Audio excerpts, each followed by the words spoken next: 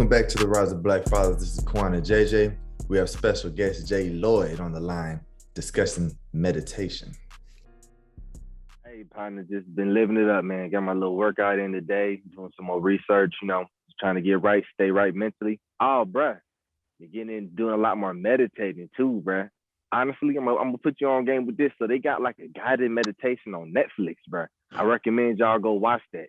It's on Netflix? It's like on Netflix, bruh. It's a guided meditation, and I do meditation anyways, but then I've never done a guided meditation until actually like homegirl ended up turning it on, and I was like, damn, this is dope. How they do like the visual and explaining it, why he's doing it, leading into like a meditation. The episode's only like 25 minutes, and it's like he at least gives you 10 to 15 minutes of the meditation of like guiding and like working through yourself, brother. Like 10 episodes, and I watched like the first 4, and then I skipped to the end because I was like, okay, it's like the mindfulness one.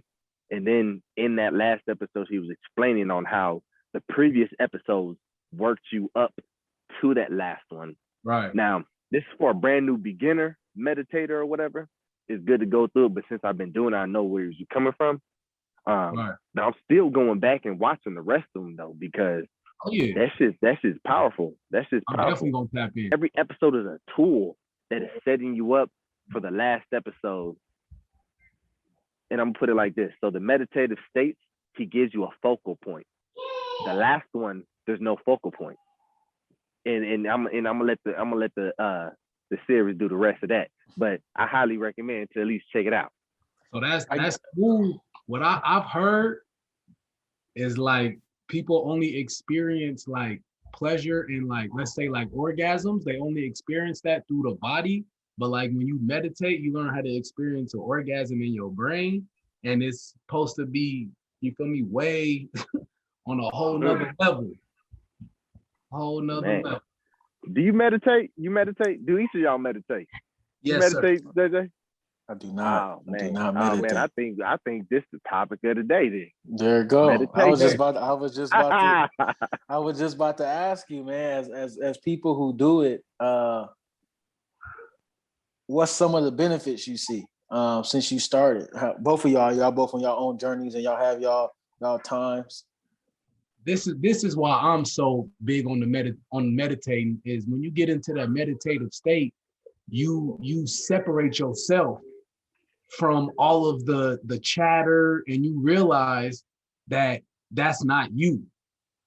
You feel me? So I'll step back, and it's like you're looking at all of your thoughts that are streaming through your brain, and you learn how to not hold on to them. You feel me? So like when you out, let's say you're somewhere, and you know how you make up stories in your head, and then you give them merit. That idea is not even truly coming from you per se. It's just your brain creating stuff.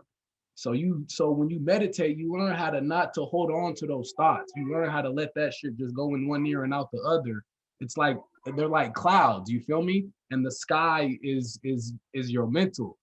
And you realize that it just floats by, and you get to stick on to one if you want to. But when you don't meditate, it's like you stick on to the ones that you don't want to stick to. You feel me? Mm-hmm. So it teaches me how to be mindful of where I really stand when it comes to my feelings, my emotions, my thoughts, even pain. Like you said, you realize that it's just a sensation. You feel me? So that has brought me into a whole new mind state.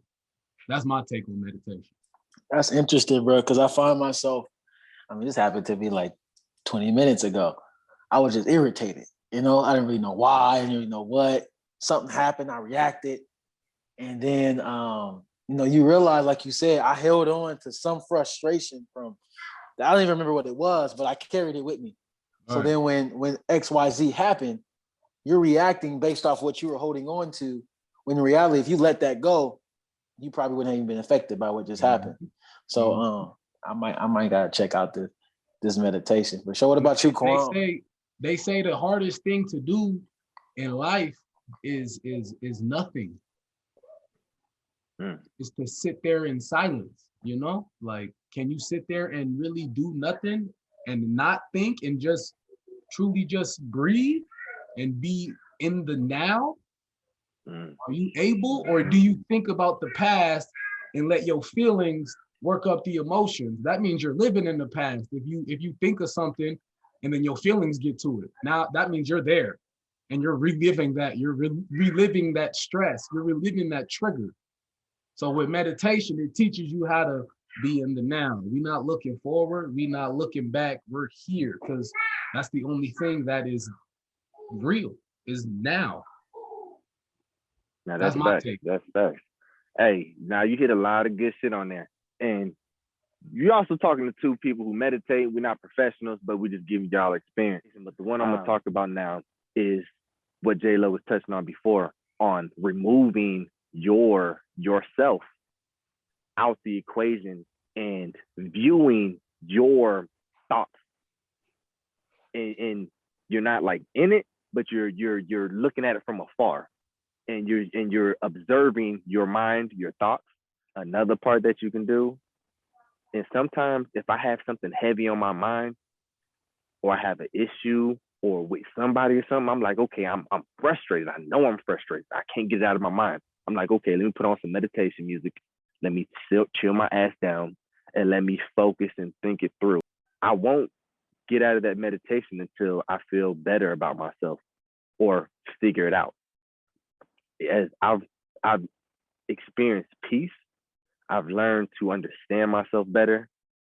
I've become more one with my body, even with pain. There's even like you can do breathing techniques. If you have pain, you can breathe into that area, especially soreness and stuff like that. We learned that being athletes and stuff. But they got there's so many different things that it helps with: anxiety, depression, self-doubt, help boost your confidence. Breathing technique in itself is so powerful. I watch anime. You know what I'm saying? Dragon Ball Z, motherfucking Demon Slayer, all them things there. They anime. Exactly. They do meditation, and they do, even Naruto. You work on your breathing and you channel that.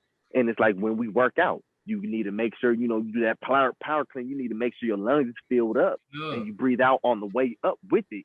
It strengthens our body. It strengthens our mind. So it's like these breathing techniques, man, they be really preaching gems in there. And it's like, hey, they don't understand that anime gives us the answers to this stuff, man. The Chinese, the Chinese and the Japanese cultures, they are tapped in with ancient knowledge or something, because anime really got the answers. Yeah. I'm telling you, I'd be locked in with it. But in all honesty, bro, we still figuring out and learning as we go. I highly recommend everybody to do some sort of meditation. I'm trying to get my mom's on it, to be honest. Highly. She stubborn, whatever the case is, what it is. Yeah. But just the experience that I've had from it is such a blessing to truly reset yourself in the now. Those moments right there of really just being present in the now helps us so much, because we're humans. We either dwell on the past, or we so focused on the future, which ain't here yet, and we lose out on the now moment. The experience is great. It's phenomenal, and it's very healthy. I recommend looking it up and researching. But yeah. To piggyback off what you said, Quan, it teaches you meditation, that it separates you and teaches you that you are not your thoughts. You are not your emotions. You are not even the one that is seeing and realizing your thoughts and emotions. You feel me? You're the one that is seeing yourself seeing it. I know that's deep and everything, but that's how I look at it. You feel me? Like, I've been reading this book, it's called Becoming Supernatural by Dr. Joe Dispenza. Special book, man. It talks so much about, just energy and how we all have the ability to unlock, our potential as human beings. Like, they don't want to tell you how powerful we really are. And it has science behind meditation and, you know, raising your vibration and just the power of positivity, you know. And that's where I got the, you know, the autopilot and talking nice to yourself and your subconscious, because he's teaching you how to program that, you know. Bro, how to dive make in, highly real. dive into those vibrations, bro. Some high vibrations, some low vibrations, law of attraction, bro. Just dive in a little bit. Yeah, so everything is moving, right? Everything is vibrating at all times. Like, let's say you have a goal in the future, right? You don't talk like you're not there. You hold yourself as if you're there, right? And then you put your intention behind that, and then you put an elevated emotion behind that, which is like joy, gratitude, love. You know, you combine your intention with the elevated emotion, which emotion is just energy in motion. Feel me? So you put your intention and your elevated emotion with your goals, and then you act as if you are there already. And that's how you align yourself to what you're attracted to, right? You have to be on that same frequency in order to get there. So that's what the law of attraction is, right? You don't just say, I'm gonna have $1 million and then that's gonna come to you. That's not how the law of attraction works, right? You feel yourself already having it, right? That emotion is what aligns you to what you're looking for. So that's a little piece of what I've been reading in that book it's called Becoming Supernatural. It's a lot of powerful stuff. It's a tough read. You know, it's taken me a long time. You know, I'm still not even done with the book, you know? So I'm not saying I'm no professional or nothing like this, or I'm a guru or something, but what I do know is that energy, everything is energy, you know? That's facts. I want to follow up on that. Go ahead. I want to follow up on that, especially with that everything is energy tip. You know, it's very true. We all matter, energy in motion. Energy cannot be destroyed. It's only transferred from one place to another. So then when we go to high vibration, low vibration, the highest vibrational, you know, state that you can be in is a place of love. You know, that's the highest vibrational state that you can be in, which is going to attract you everything that you truly want, you know. And that even goes deeper to having, you know, do you truly love yourself? You truly love what you're doing? You have that confidence within yourself? Do you, you know, you got that self-love? Then you can, you know, once you got that within, dealt with them demons within, you're going to radiate without, you know, outwards. And the universe, God, whatever you believe in, I believe the one and the same, is going to attract. You're going to attract the things that how you are feeling inside. You know, if you're feeling depressed, down, you know, judging everybody, you know, you always negative, pessimistic, whatever the case is, you're going to manifest those things in your life as well. You know, that's just what it is. You know, the word as above, so below, as within, so without. So the word is so powerful. Speak things into existence. Yes, so you got to be very aware of the tongue, and you know, I'm not where I'm supposed to be, but ain't where I used to be, as we're talking about. You know what I'm saying?